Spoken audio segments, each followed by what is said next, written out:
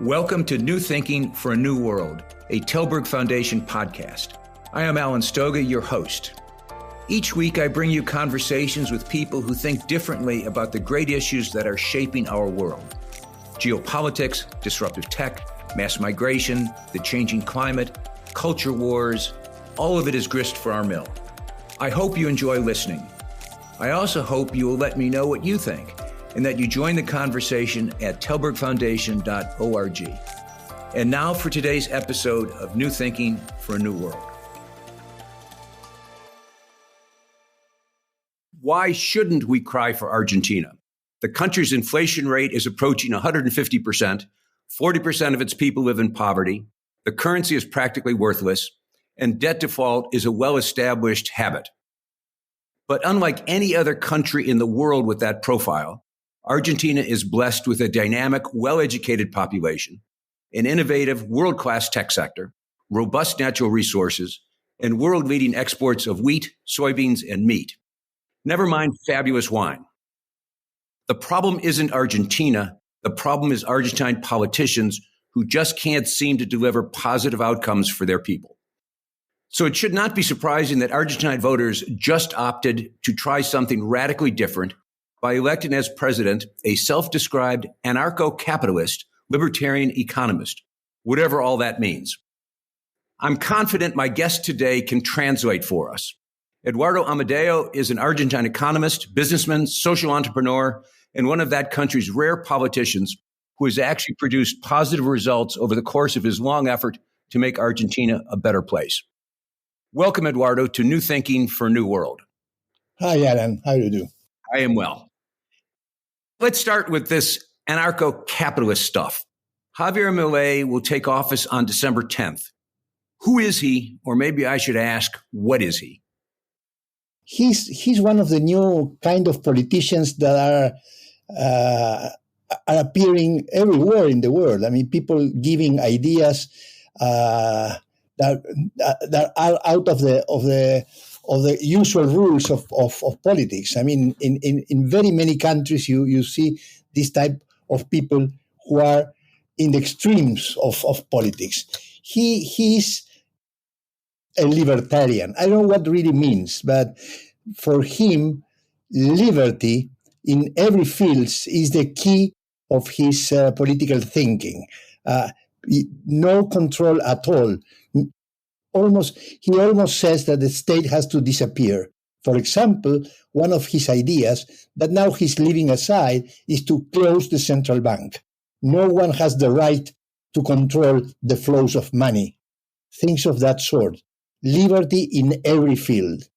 And with this speech, he has been successful. He has got about 50% of votes. It means that people are fed up with a number of things, among others, the role of state in Argentina that controls everything.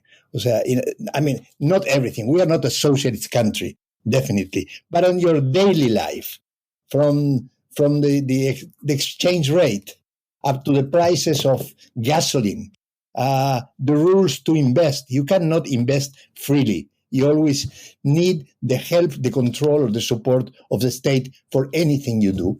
And the results have been awful, as you can see. I mean, we have a problem of flow, but a problem of stock. Argentina's poverty rate has been in these levels from the last 30 years. So people are fed up. I would say that this is the definition of people. People are fed up with classical politics, with classical, typical politicians, with the role of states, etc. And from that point, Milei has been very effective. Now, we will probably talk during the conversation about his proposals. He's leaving aside some of his mad proposals, like the one of the central bank. Before we get there, one of the things about the kind of outsider's election that we just saw, where he beat the caricature of the establishment, the caricature of Peronism, caricature of failed government, is that as soon as that kind of radical is elected, everybody starts to say, yes, he won, but he can't govern the way that he campaigned. He has to change. And that's already started in these few days between the election and his inauguration on December 10th. So let's stay there for a second. You already said he's left aside some of his mad proposals, but it was exactly his madness that got him elected. How do you square that circle? People vote him not for his specific proposals, but for the mood, the general mood of his proposal. Get rid of these politicians. I don't know whether cast, C-A-S-T is a word in English. I mean, these are sort of political class that handles everything. Thieves, they steal all the time. They work on their own benefit. Let's get rid of these guys. And let's change completely the characters, the people who run politics in Argentina.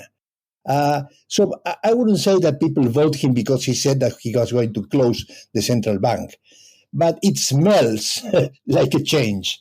And people vote for that smell of new times. Now he is changing that. He's leaving aside some of the things that he said. For example, he said that he would never talk with President Lula in Brazil because he's a communist and he's a corrupt. Now he's going to see Lula. He left that. He's getting more he's now going by the rules. Another interesting point is that he appointed as his right hand, the Minister of the Interior, which in Argentina is very important, a classical politician, a typical classical politician, which I know very well, the type of guy who loves drinking coffee while talking and hearing you and talking with everyone, etc., which is really a great advance in terms of his need for political agreement in the Congress, because he does not have all the strength in the Congress that he needs. I want to talk about the Congress. I want to talk about policies, but I first want to talk about authenticity. Because again, the challenge for someone like Milei typically is to maintain his authenticity as an outsider, but to become effective. People want change. They voted for change. Can he deliver?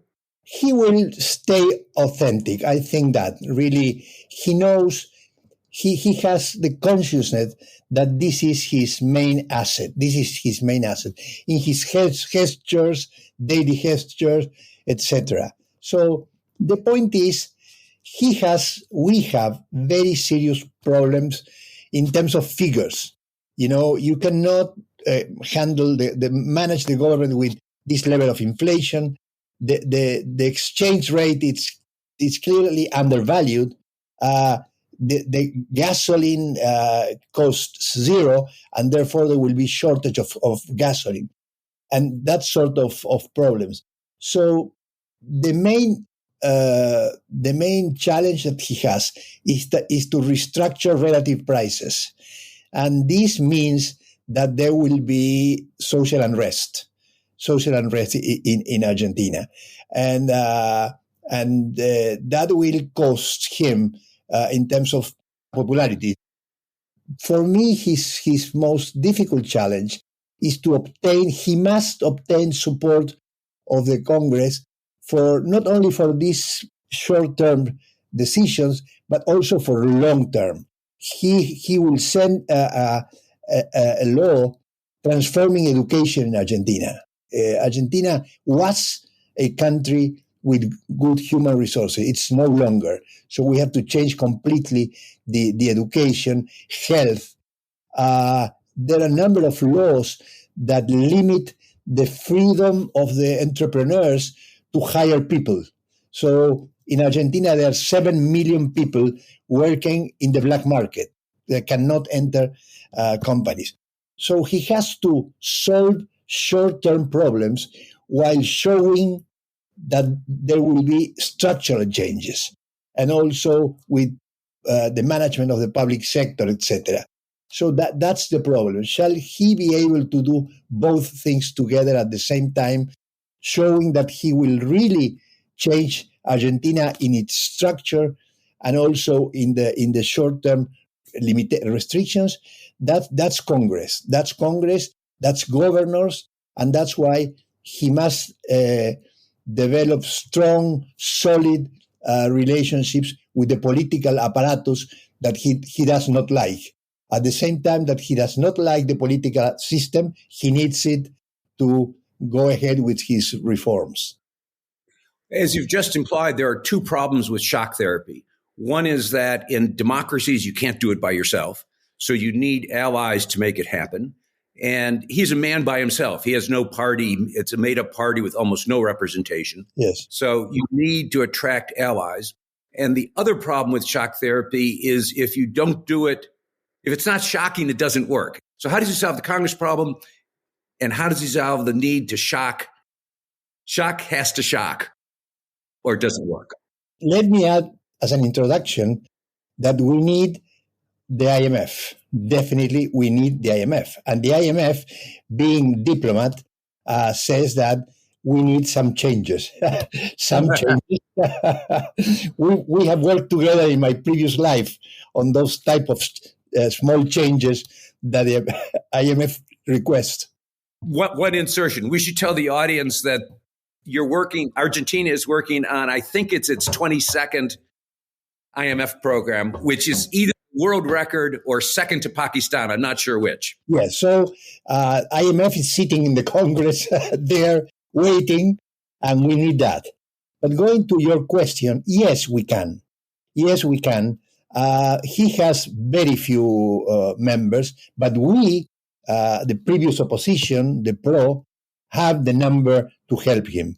And also the governors can add numbers. If you are smart enough, you can vote by blocks. First, in the structural aspects, you will have votes from the provinces that produce oil and mining, and they will accompany you on those reforms. Other governors will go with you on education reforms because they are fed up with the unions. You will not have one massive support, but you can get support by areas and by zones. Other provinces desperately need to improve their position vis-a-vis international markets because they have debts in dollars. So if there's more, if you can predict what's going to happen with the markets, they will be able to pay their debts. So it's a very complicated, subject by subject, law by law technology, but it can be done because the Peronistas are, from that perspective, the Peronistas are a minority. Problem, though, is that you've just described a very sophisticated political strategy, and Milei is a newbie. He doesn't have that experience of dealing with the complexity of Argentine politics, and God knows it's complex. Who's going to be his Sherpa push all this? Now, his first appointments are very positive on that perspective. As I mentioned the Minister of the Interior, but also Mauricio Macri, the former president, is key on this. Mauricio Macri is definitely, working with him, supporting him. Milei respects Mauricio Macri and also Patricia Bullrich, and he's asking them for support. So he has left aside his original mad proposals. He has, in a certain moment, insulted people like Patricia, saying that they were part of the old class of politicians, etc. That's over. So Mauricio is going to support. He's getting step-by-step support from the traditional politicians. Yesterday, there was a meeting of governors who are most of them part of the old political class, and they were received. They talked, summarizing, he has changed his approach towards the political class that he did not like, to say the least. And now he's using the votes and the experience of the old politicians to go ahead. We should probably inject here that Patricio Bullrich was the candidate who came in third in the first round of the elections.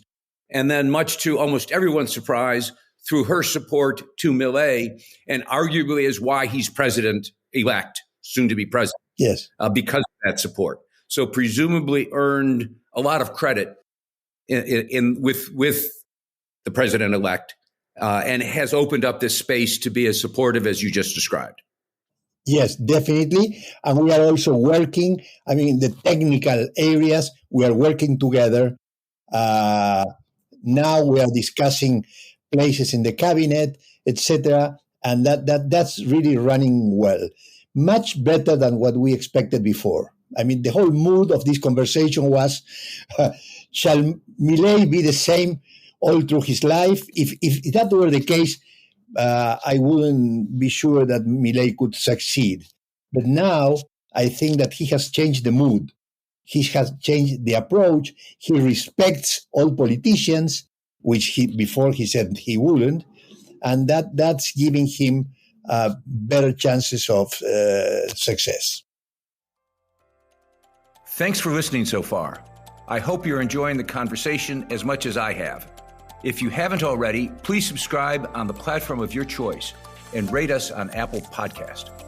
Now back to today's discussion, sponsored by the Stavros Niarchos Foundation, SNF. So let's talk about shock therapy. When President Macri came to office, you were part of that movement, you faced incredibly difficult problems that look sort of like these problems, in fact. But the decision was made to execute a different kind of shock, but execute it gradually. Some up front, and then after the next round of elections, more, and so forth. That didn't work as well as you had hoped it would work. And now we are where we are. Do you think the country needs a big shock now to, in fact, break the back of the dysfunctional economy that clearly doesn't want to go away? One of the mistakes that we made at that time, and at that time I was chairman of the finance committee in the Congress, so I was part of the mistake, was that we said, people, don't be afraid. We can make it. It's not that serious. We will succeed. We have muscle to do it.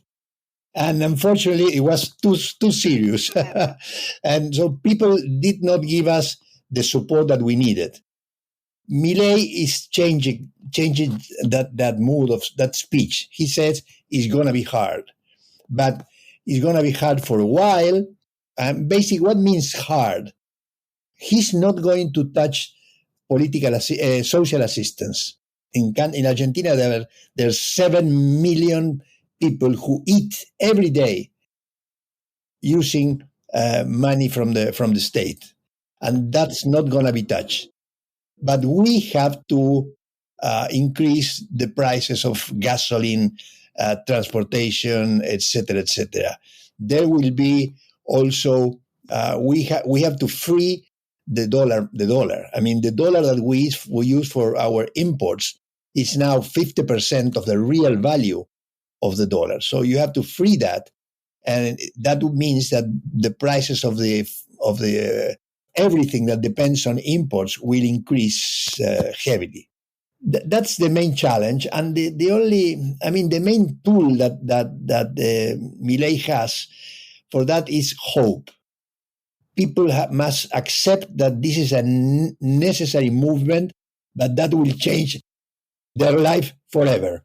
This is a badly needed adjustment, and that's positive, and and the country needs that to stop inflation, while at the same time it will increase inflation, because when you adjust those relative price, there will be more inflation. Technically, it's feasible. You put that in a paper and a pen, and it's feasible. Your key question is right. Shall people afford that? Shall people support that? I hope. A couple specifics. He talked a lot during the campaign, and it's almost his signature policy about getting rid of the peso and converting the economy to dollars. He's talked about it less since his election. Do you think it is still on the agenda? No, it's not feasible for very many reasons. One of them, that in order to make dollarization work, you need dollars. I mean, you have to change bills. I have no anyone here, but you must change your bills in pesos for a billion. Who gives you the bills in dollars? I mean, you need 50 billion bills, and who's going to give you that? Are you going to take that in the market? No one wants to lend it to Argentina. One. Second, there is a more structural problem. Dollarization works in very simple economies like Panama, Ecuador, who export three products. We're a very complex economy, and we cannot afford losing any control of the problem on international prices. So that one won't work. But it was very smart by Milei to offer dollarization as a potential miracle. People saying, I won't have anymore those pesos that are worth nothing. I will have a dollar that will give me the chance to save, to invest, etc. But in fact, it's not feasible. That's not feasible. Another proposal during the campaign was a dramatic cut in government spending. Yes. I'm going to get the numbers wrong, I suspect, but last I checked, government spending was something like 40% of GDP, and he wants to cut almost more than a third of that as soon as possible. Is that kind of huge? And that would be shock therapy to some parts of the economy. Is that possible? I would say that a third of that is feasible immediately. Political expenditures transferred to provinces only for political reasons, etc., that can be done. Another part can be done step by step. For example, las jubilaciones, the retirement. In Argentina, all that market is state-owned. We have no private retirement funds. So that has to be adjusted, but it cannot be immediately. And also, a part of the public expenditure has to do with financing the debt of the government. So as long as we can succeed on reducing debt in general or obtaining better conditions for managing the debt. And now Argentina pays anything. I mean, Argentina can pay 20% a month in dollar terms for the money. You can reduce that. So again, it's not from today to for tomorrow, step by step. Some of them can be done really and can be shown. The other parts will have to do also with if you succeed in stabilizing the economy, the prices for the state will reduce, the interest rates will be reduced, and then it will work. But no, it cannot be done for tomorrow. Another aspect of his proposals is to privatize some of the enterprises that are owned by the government, including YPF, the oil company. Yes. Which I assume requires congressional approval, but clearly would be part of this dramatic transformation, as you talked earlier, of an overly large, overly intrusive state. Do you think that can get done? Yes, it can be done. It can be done, not instantaneously. The airline, the state airline Aerolíneas Argentina costs us $8 billion a year deficit. It's the only state-owned. There are almost no state-owned airlines in the world, and the only one in Latin America that's caused that madness. YPF, if well managed, can stay. It's an open discussion. It's clearly an open discussion. There are a number of minor state-owned companies that will surely be privatized for just to show the decision of the Congress. But let me give you a couple of good news. All the good political analysis for this coming year show that we will have a surplus of something like 20 to 25 current accounts, surplus between 20 and 25 billion dollars for a number of reasons: agriculture, mining, and energy. Argentina is becoming. Just one caveat. When you say current account surplus, you're talking about the external surplus.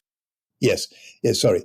Argentina is becoming one of the largest exporters of gas.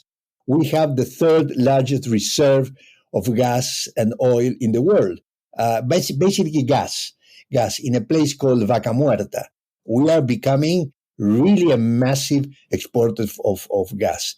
So those 20 to 25 billion dollars are an asset that you can use for a number of purposes: to renegotiate your debt, to get additional credit if you need, etc., etc. So from this perspective, I'm optimistic. I think that we have assets to support some of the reforms, in particular some of the macro reforms. So that's something good that can be expected for the coming year.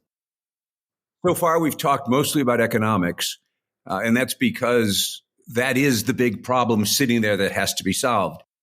But President-elect Milei is a libertarian, and he does think about social policies, allegedly opposes abortion, opposes gun control. As you said earlier, anything that's controlled, his gut instinct is to decontrol.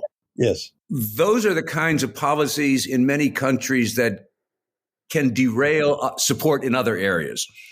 Yes. Same question as in economics. How aggressively do you expect him to move on some of these social or even cultural issues like abortion, like gun control, and so on? He has he has abandoned some of the things that he said during the campaign. Clearly, gun control. You did not mention, for me, the worst of them, which is the market for, is that the word in English, organs? You can sell your kidney. That was simply mad. And it has to do with the ideas of an economist that he follows very closely, a gentleman called Rothbard, who is a real libertarian, who says, there has to be markets for everything. If you need a kidney, go and buy it. If you need a heart, go and buy it. Why? That's over. The churches, etc., have opposed it, and I think also with the gun control. No, the Argentina has a serious crime problem, and that would be that it would be hard to implement that markets. So some of those things have been left aside. Abortion, we have a law, and the country is clearly divided, like in most countries. So I think it would not be wise to open again the discussion. You would have thousands of people in the streets, as it happened when I was member of the Congress, pro and against. I do not think he will open that discussion, at least now, because now he has other priorities. You cannot add to the problems of inflation, energy costs, transport costs, etc., the problem of abortion. It would not be wise. So I could not tell you. The other one, organs and guns, forget. Abortion depends on, it's a matter of being prudent enough, smart enough. He really thinks on that terms. He's very religious. He just went to New York to visit the tombstone of a rabbi that he follows very closely. He has a religious approach to life, but I don't think he will do it now. Let me end with this. Eduardo, you have an enormous catalog of experience with Argentine governments over decades, good, bad, and ugly. You're also a patriot who wants the best for his country. As Milei takes office, what is your biggest fear? First, the support of people. Shall people be supportive of him? Shall people trust him? Because the word in Argentina is trust. We have an enormous flow of emigration. In my case, 2 of my 5 kids have left, a grandson. I mean, we all are surrounded. It's not like you. I mean, in the U.S., going to California from New York or going to Berlin or wherever is part of your daily life is not our case. But yeah, the youth, it's emigrating massively because there's no future. I mean, here in Argentina, there's no way, definitely no way to have a credit to buy a house on a 30-year credit basis. No, does not exist. So there's no future in Argentina. That's why our kids are leaving, because there's no future. If Milei if people believe that he's generating future, I don't know what is the word in English, but generating future, he will succeed. He has a very short path that people believes that he can really generate a better future. He will succeed. For that, he needs political support, smart enough in the decisions. At the beginning, I would give him 30% chances. Now I'm giving him 70% chances, which is, I think, very good.